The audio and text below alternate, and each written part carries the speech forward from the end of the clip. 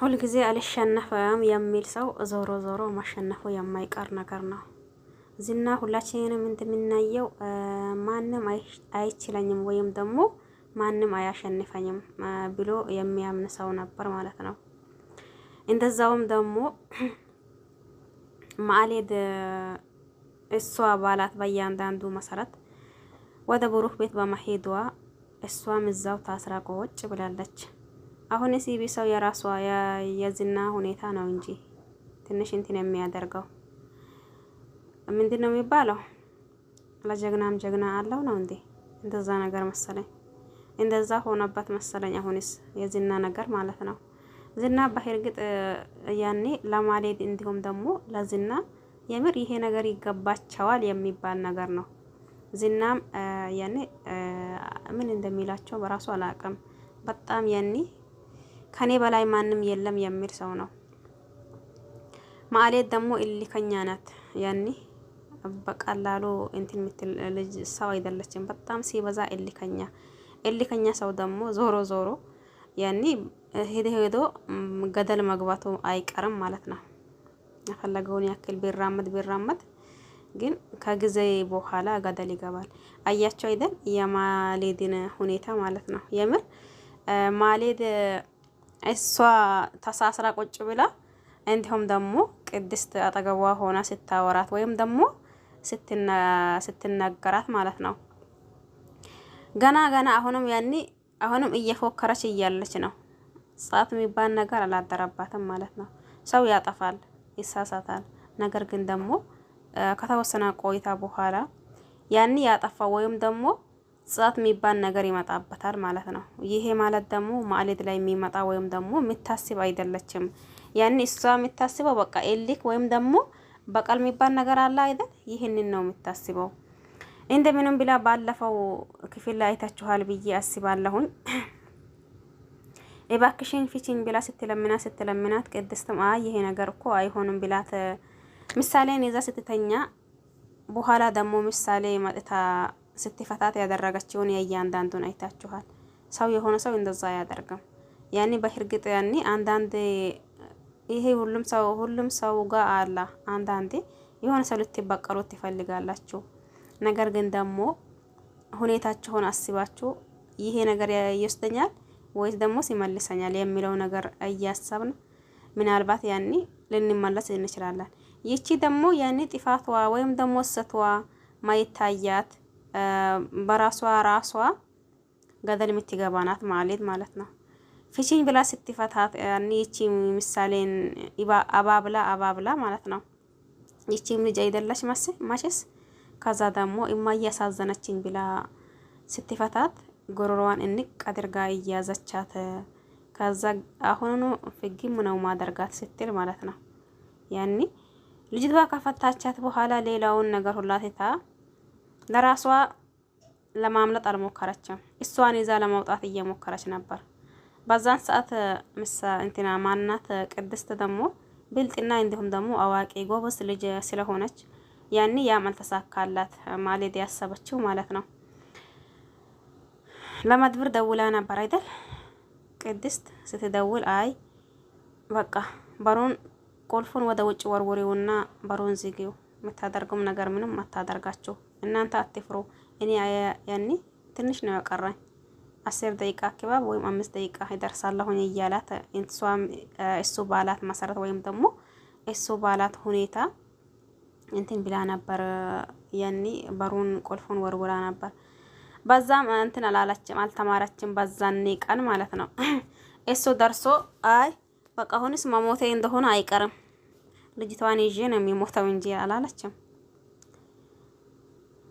ሽጉጥ ላይ ደግሞ ፊቷን ሲደቅንባት ልጅቷን ወርውራ ለራሷ ቁጭ ብላ ነበር።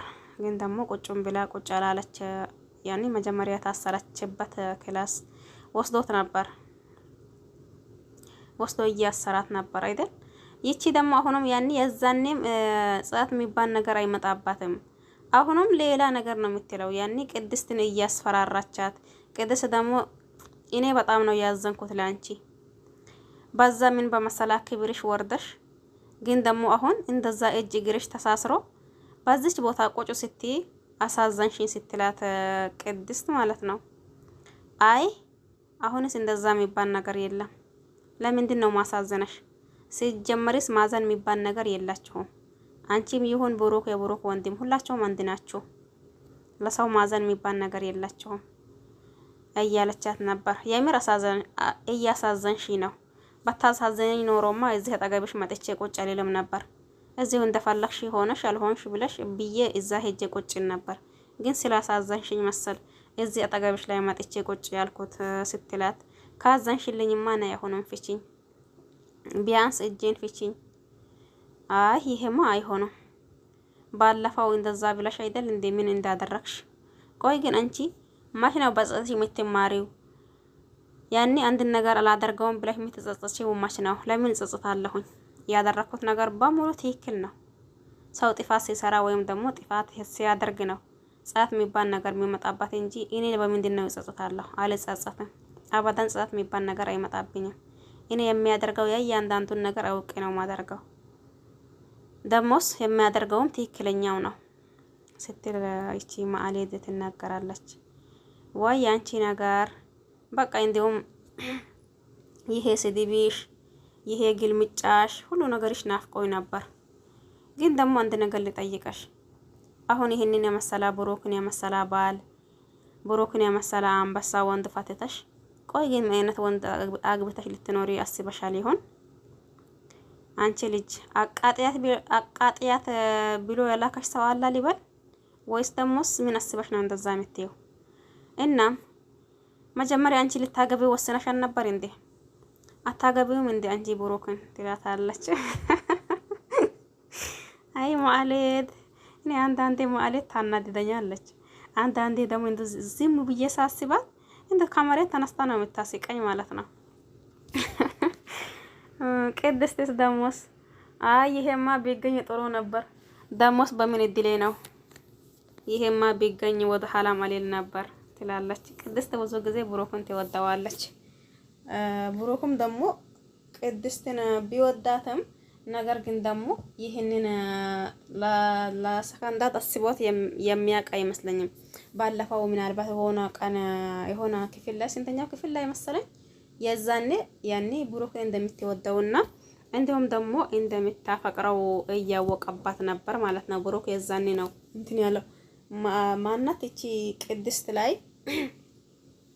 ቅድስት እንደምትወደውና እንደምታፈቅረው ያወቀው የዛኔ ይመስለኛል ማለት ነው። ከዛ ሲሶማ ቢገኝ ጥሩ ነበር።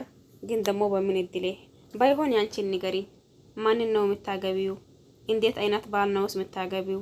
ከብሩክ ከተሻለ ባል ታገኛለሽ ይሆን ወይስ ደሞስ እንዴት ነው ነገሩ? ትላታለች ቅድስት። አይ ቅድስት ነገረኛ። ከዛ ሰጪ ማናት ማዕሌት እንዲወጣልሽ አይደል እንደምትፈልጊው የነበረው ጅምርትንም እኔ ወጣሁልሽ። እንግዲህስ እንደፈለግሽ ማድረግ ትችያለሽ። ደሞስ ልንገረሽ፣ ብሩክን የመሰለ አትበይ። በብሩክ የሚበልጥ ስንት ጀግና ወንድ አለ አላለችም? አይ ማዕሌት በቃ እሷ ነገርማ እኔ ግራ ነው የሚያጋባኝ እንዳልኳችሁ።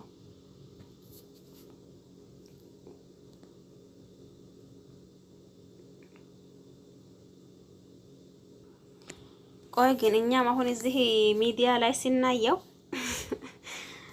ላይ ስናየው ያኔ ጥሩ ነው የምንለው። ምክንያቱም ለልጁ ታታሪ እንዲሁም ደግሞ ሚስቱን በስነ ስርዓት እንትን የሚያስተዳድር ያኔ ሁኔታው የሚያመለክተው ይሄንን ነው ያለው ሩህሩህነት እንዲሁም ደግሞ ለልጁ ያለው ክብር ያኔ ለማሌት ራሱ ያለው ክብር ያኔ ይሄንን ነው የሚያሳየው። በእርግጥ ያኔ ከካሜራ ጀርባ አንድ ሰው ምን እንደሚሰራ ወይም ደግሞ ምን እንደሚያደርግ እኛ በዚህ የምናውቅ ነገር የለም። ነገር ግን ደግሞ ይሄንን ካሜራ ላይ ሲመጡ የእያንዳንዳቸው ምንነታቸው ወይም ደግሞ መጥፎነታቸው ጥሩነታቸው እዚህ ካሜራ ላይ አይተን ማፍረድ ወይም ደግሞ አይተን የሆነ ነገር ማለት እንችላለን አይደል? ብሩክ እስከዛሬ ለማሌትም መጥፎ ሆኖ አናየውም። እንዲሁም ደግሞ ለልጁ ምሳሌም እንደዛው መጥፎ ሆኖ የምናይበት ቪዲዮ የለም። ያኔ ለልጄ መክፈል አለብኝ ዋጋ በሙሉ ይከፍላለሁ፣ ማድረግስ ያለብኝ ነገር በሙሉ አደርጋለሁኝ። የመጀመሪያዬ የመጀመሪያ የፍቅረኛዬ ማስታወሻ ናት። እሷ ስትሞት እኮ እኔ እንደዛ ቁጭ ብዬም አላያትም እያላ ሲታገል ነው ያየ ነው ማለት ነው። ይሄ ማለት ደግሞ ጀግናነቷ እንዲሁም ደግሞ ጥሩነቱን ነው የሚያሳየው ማለት ነው። ቅድስት እንዳለች ብሩክ ጀግና እንዲሁም ደግሞ ጥሩ ነው እንዳለችው ማለት ነው። ማለት ደግሞ በተቃራኒው በጣም ራስ ወዳድና እንዲሁም ደግሞ በጣም መጥፎ የሚባል ማይገልጻት መጥፎ ናት። ምክንያቱም ይቺን ልጅ ብሩክ የኔ ልጆች አባት ብቻና ብቻ ሊሆን ነው የሚፈልገው የሌላ ልጅ አባት ሊሆን አልፈልግም እያለች ልጅቷንም እንድትሞት ወይም ደግሞ ማርዛ እንድትገላት ስትታገል ቆይታ ነበር። ያንም አልተሳካላትም። ቅድስት ጎበዝ ሰራተኛ በመሆኗ ልጅቷን ጠንቀቅ አድርጋ ያንን ስለጠበቀቻት ማለት ነው። ብዙ ነገር ያየነው መጥፎውን ሁሉን ነገር ያየነው ማሌት ላይ እንጂ ብሩክ ላይ ያያ አላ ብዬ አላስብም። ለማንኛውም ቪዲዮ ይሄን ይመስላል። ለዚህ ቤት አዲስ ሆናችሁ ሰብስክራይብ ማድረግ አትርሱ። ነባሮች ደግሞ ላይክ ሼር እያደረጋችሁ አበረታቱኝ። ሁላችሁንም አመሰግናለሁኝ። በያላችሁበት አለም ዳርቻ የአላህ ሰላም እንዲሁም ዝነት በረካት ርህራሄ ከእናንተ ጋር ይሁን እያልኩኝ በሌላ አዲስ እስከምንገናኝ ድረስ ቸር ቆዩልኝ። ባይ ባይ።